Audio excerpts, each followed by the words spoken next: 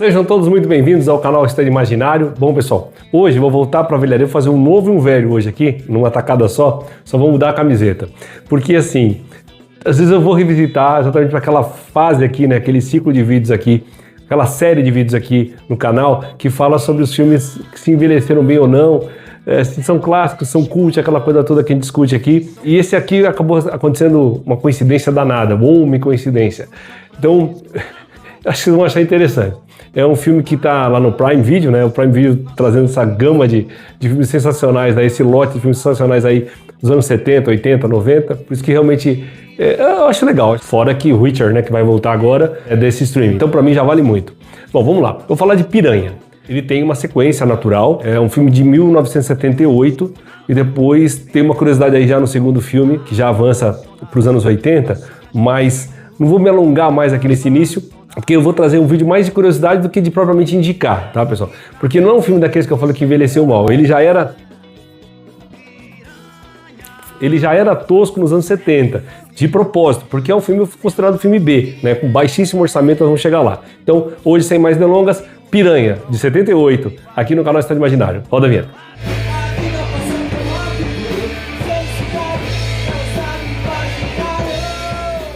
Se os meus dois galos, o Ernesto e o Genaro, me deixarem fazer o vídeo hoje, vamos lá. Gente, primeiro de tudo, falar de orçamento. E já vou começar logo pela direção do filme, que tem tudo a ver. O diretor do filme é o Joe Dante, o mesmo criador de Gremlins. Vamos lá para a primeira curiosidade do vídeo. Piranha é considerado, de fato, foi mesmo ali, uma cópia, mudando só o bicho, vamos chamar assim, de Tubarão, do Steven Spielberg. E o Spielberg, curiosamente, nunca processou ninguém, pelo contrário, tinha certo carinho. E logo depois, nos anos 80, junto com esse mesmo diretor, Joe Dante, criou aqui os Gremlins. E eu estava com a camiseta na hora que eu assisti o filme e, na verdade, não tinha feito essa ligação. Eu não lembrava mais que era o Joe Dante que tinha assinado a direção desse filme. Bom, e o produtor, que também, poxa, era uma lenda, por isso que o Spielberg é lógico, ele bebe sempre das fontes legais, né? É o Corman, o Roger Corman. O Roger Corman que ficou famoso, fez mais de 300 obras e tal, ficou famoso, pelo menos aquilo que dizem, né? Ficou famoso porque ele pegava ali um baixíssimo orçamento. Esse filme foi feito, por exemplo, o Piranha foi feito em 3 semanas e gastou $800 mil. Gente, eu nunca vou falar aqui pra vocês que $800 mil é pouco dinheiro, mas comparado às produções que se tem daquela época mesmo e agora, é troco, né? Dinheiro de pinga, né? Literalmente. E o cara foi ali e fez.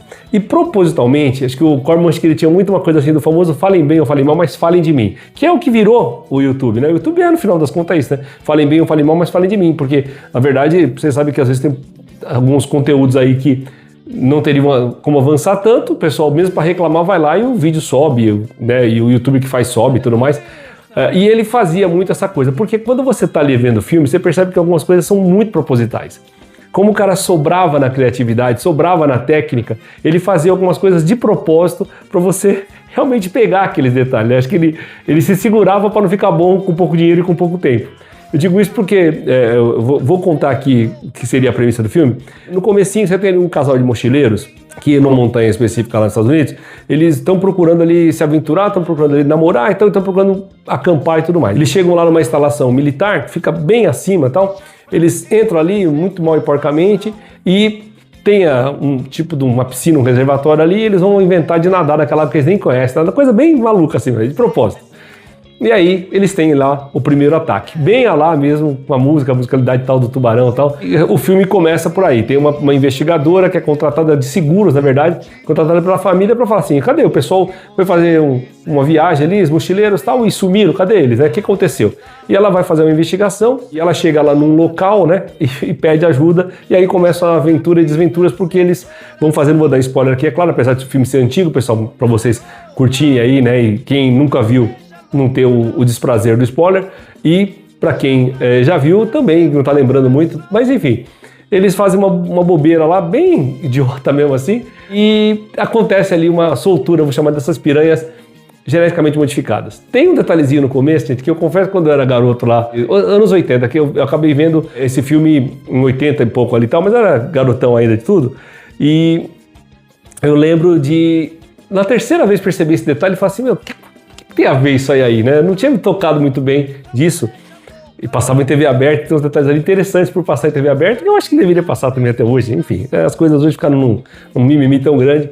Mas vamos nos ater aqui. E aí começa ali o ataque. Eu acho que O detalhe aqui não é nem falar muito de atuação, porque não era proposta, né? O casal mesmo não tem química nenhuma, né? Vou dar os nomes aqui, né, para ficar com o nome de série, como eu digo, mas gente da pesada, misturado com gente mais novata, que depois fizeram história nesse mundo do entretenimento, e no caso ali, tá simplesmente para fazer a canastrice mesmo, para zoar com o filme, junto com o filme mesmo, né? Não se levar a sério. E acho que aí tá o ponto positivo do filme. Ele não se leva a sério, ele tá ali para fazer uma galhofada mesmo e te entregar uma diversão pura, até para você dar risada das próprias falhas e tudo mais. Então, um dos caras que é acionado ali da área é o ator Bradford Dillman. O Bradford Dillman, até Planeta dos Macacos ele fez, ou seja, é um cara que, gente, todo mundo ali, os veteranos, já tinha feito muita coisa mesmo, muita coisa importante. Ele tá ali, um beberrão tal, que vai ajudar meio a contragosto no princípio, ele tem uma filha ali que ele vai ter que salvar também. Enfim, no detalhe, vou colocar a foto para vocês aqui, no detalhe de interpretação que você leva a sério, isso é muito legal. Na verdade, tem 4, que são as 2 instrutoras lá do camping, onde a filha dele tá, e a filha dele. Isso se leva a sério ali, isso é legal, a interpretação delas. E tem um veterano, mas veteranos, que inclusive tem uma cena que eu quero que vocês deixem comentário aqui, gente, de um dos ataques ali, que eu vou falar pra vocês. É assim, é risível mesmo. Proposital. É onde tá o personagem do ator veterano na época, Kenan Wynn. Ou Kenan Wynn, cara assim, de uma filmografia absurdamente genial e que tá ali realmente para fazer aquela coisa do cara que entra, gente. Ele é tão bom que mesmo que ele tente ser canastrão, ele não é. Então, tem uma parte bonita, tem uma parte que ele fala ali sobre a montanha, sobre o rio e tal. É bonita a parte dele. É um cachorrinho lá. É a única parte, mesmo com a coisa risível que acontece com ele, é a única parte que você vai meio que se emocionar, se identificar com o filme, com alguma coisa. Com ele e com as meninas lá, né? As instrutoras do camping, as monitoras, né? Mais a filha dos protagonistas. Agora, tem um cara que ele é gigante assim. Gente, os 2 veteranos aí já são falecidos, né? Já eram bastante idade na época. Mas tem um cara assim que ele é um marco no cinema e que era proposital muitas vezes o jeito dele fazer a interpretação. Não é que ele não sabia, pelo contrário. Ele era genial para fazer também essa forçada de barra. E eu tô falando aqui do ator Kevin McCarthy. Ele que fez aquele primeiro Invasor de Corpos, que é ótimo, inclusive, de 78 também. O Kevin McCarthy, ele fez uma série de questões, eu falo tanto aqui No Limite da Realidade, Além da Imaginação, né, a Quinta Dimensão. Ele se especializou em fazer isso e ele convence em todas. Então, um cara que eu vou colocar, quando eu colocar o rosto dele aqui, até os mais novos falam, tá, eu sei quem é esse cara aí. Porque ele foi muito importante, ele é muito importante, né, pro cinema, assim, e para esse tipo de obra. Não obra B, no caso, ele tá nessa obra B. Então ele fez as obras B quando vinha a solicitação para ele, mas ele fez muita coisa grande também. E ele tem uma participação bastante interessante ali na história. Gente, não esperem ali uma coesão do enredo, não esperem ali que os efeitos especiais sejam de primeira linha, porque não o são, tá? Com esse dinheiro, como é que você ia fazer, né? Enfim, inclusive, depois, a curiosidade que eu falei, né, que o John Dante ficou muito amigo do Steven Spielberg, que considera a melhor produção imitando o Tubarão. Ele considera o Spielberg. Tudo bem, gente, que fica uma coisa muito datada também. Óbvio que é no conceito, né? É no conceito. Fica, nesse caso, cult, essa coisa estranha, porque você falar que um cineasta foi ali, com atores de primeiríssima grandeza junto, e fez uma coisa em 3 semanas. Entendeu? Usando um pouco de efeito prático, alguma coisinha ali de um efeito especial mambembe e tal, literalmente mambembe. Então o Spielberg considera isso. E é aquela frase que eu falo aqui, se o Spielberg considera, não é acima do bem e do mal, não é nada disso, ele vai no banheiro que nem a gente, todo mundo vai no banheiro, mas o que eu quero dizer é que o Spielberg realmente ele é um cara diferenciado, a gente tem que ouvir, né, o que ele fala, né, a gente vê o que ele faz e tem que ouvir o que ele fala. Então fez aquela amizade, fez então, né, junto com o Joe Dante, o Gremlins, que é um filme lá dos anos 80 que eu vou falar pra vocês. Primeiro que tem aquela situação mesmo, desde o primeiro momento, você não precisa ter muita sensibilidade, você percebe que não é bem um filme pra criança, não. A criança também assistia, a gente assistia essas coisas, mas é um filme ali que tem uma parte ou outra, inclusive com um dos atores que se repetem, que no caso é o Dick Miller, inclusive, principalmente, se eu lembro alguma coisa de Gremlins, gente, além da transformação, do gizmo e tal, é dele, tá? Então ele tá como prefeito nesse filme de Piranha, lá na frente, depois no Gremlins, ele faz uma participação ali que você vê que Gremlins, de fato, é um filme de terror.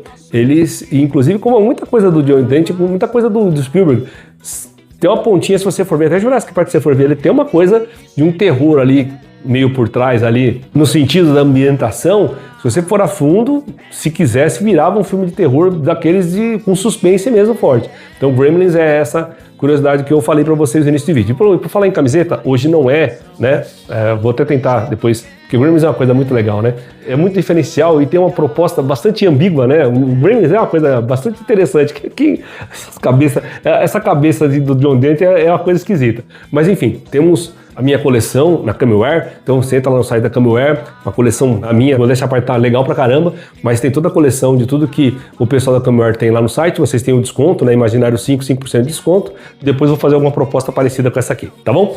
Bom, voltando aqui à questão do filme, para já emendar uma outra curiosidade, a continuação, ali pros anos 80, é feita pelo James Cameron. James Cameron ainda não afetado, né, não cheio de...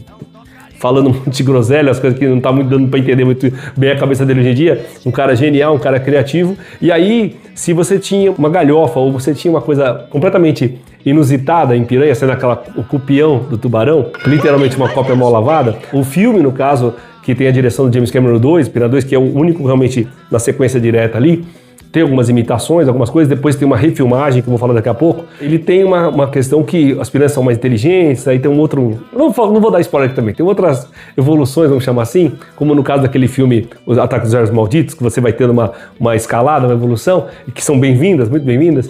Então essa é outra curiosidade, que o James Cameron da vida dirigiu Piranhas 2.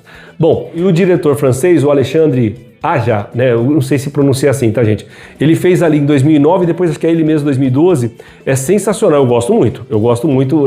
Pega com bastante dinheiro, com bastante recurso, aí sim, uma coisa mais esmerada. Ele pega a essência do filme Piranha e transforma ela, gente, não se levando a sério, isso que é legal também, tá? Principalmente pela escolha de elenco, que eu acho sensacional. A Elizabeth Shue lá brilhando, como sempre. Elizabeth Shue, ela lembra a loirinha lá que faz o papel principal do Piranha de 78, e que eu não falei o nome dela, né? A Belinda Balaski faz lá em 78, Elizabeth Shue faz essa refilmagem sensacional. Tem o Christopher Lloyd lá participando, gente, é sensacional. Se você não viu, veja. Todos eles, pra diversão garantida. A proposta da questão de como as piranhas são colocadas no contexto ali são completamente diferentes, tá? Se eu não me engano, se eu não me falar a memória. Mas vale. Tem toda a inspiração ali, tem tudo a ver com o filme de 78. E por falar em tudo a ver, nós temos aqui a parceria também com o Circuito Cinemas, que dá em seu aplicativo lá, você utilizando o Imaginário 50% de desconto, você vai pagar meia, sempre quando você for lá com esse apoio que o Estádio Imaginário tem pelo Circuito Cinemas, com salas sempre maravilhosas, com o pessoal, um atendimento diferenciado, aquela pipoquinha boa. Tanto se eles resolverem passar um filme desse das antigas, Circuito Cinema, você podia fazer isso mesmo, né? Trazer esses filmes lá do passado para colocar, não sei como é que funciona isso com direitos e tudo mais, mas é sempre bom quando a gente vê alguma coisa dessa, de voltar ao cinema, esses clássicos ou esses cults lá, pra gente curtir de novo na telona, né? E essa parceria eu tenho com muito carinho, que vocês sabem que eu já falei para vocês, mas é sempre bom reforçar, que o Circuito de Cinemas não exige que eu esteja lá no cinema, não exige que eu fale das lançamentos do momento. Sim, fui lá em Odisseia, fui lá em Homem-Aranha, em outros filmes, desde quando eu comecei essa parceria, mas eles não me obrigam. Posso falar qualquer filme que eu quiser, sobre o streaming que eu quiser, e eles vão me apoiar e vão continuar dando desconto para quando eu for no cinema assistir o que está hoje em cartaz, tá, pessoal? Então, isso é muito legal, demais. Bom, gente, essa é o que eu queria falar para vocês hoje. Piranha de 78, eu acho que é um filme que merece dar uma olhada para você se divertir, até para tirar um sarro, mas lembrando, gente, ali é proposital. É proposital. Não adianta dizer, mas ali errou assim. Não, é para você tirar sarro, brincar tal, verificar ali as coisas que acontecem de uma forma muito lúdica e muito nonsense, assim, porque essa é a proposta do filme. A proposta do Corman era essa. Acho que o John Dante, ele quer mais a diversão, trabalhar com essa coisa da juventude, tem muita coisa ligada ali dos veteranos com a juventude, isso sempre foi colocado nessas obras desse pessoal aí, do próprio Spielberg também, né? E eu acho que bebendo da fonte certa, bebendo de Além da Imaginação, da Quinta Dimensão, enfim, acho que é por aí como eu vim falar. E, inclusive, no outro filme da semana, que é A Última Casa, vamos comparar de novo, mais uma vez, com Quinta Dimensão e Além da Imaginação, que eu fico assim, perplexo às vezes, de como às vezes a coisa pode ser algo diferente, acaba caindo na mesmice, às vezes até diverte, mas que poderia ser muito mais e não é. Infelizmente, talvez por menosprezarem a inteligência da gente. Coisa que o Corman e o Dante nunca fizeram, que é menosprezar a inteligência de ninguém. Então, isso é válido. Bom, dito isso, vou ficando por aqui agradecendo a sua paciência, a sua audiência, ao prestígio das vídeos do canal e deixando aquele valeu voraz. Mas a voracidade sem mordida, com os dedos inteiros aqui, tá, pessoal? Valeu!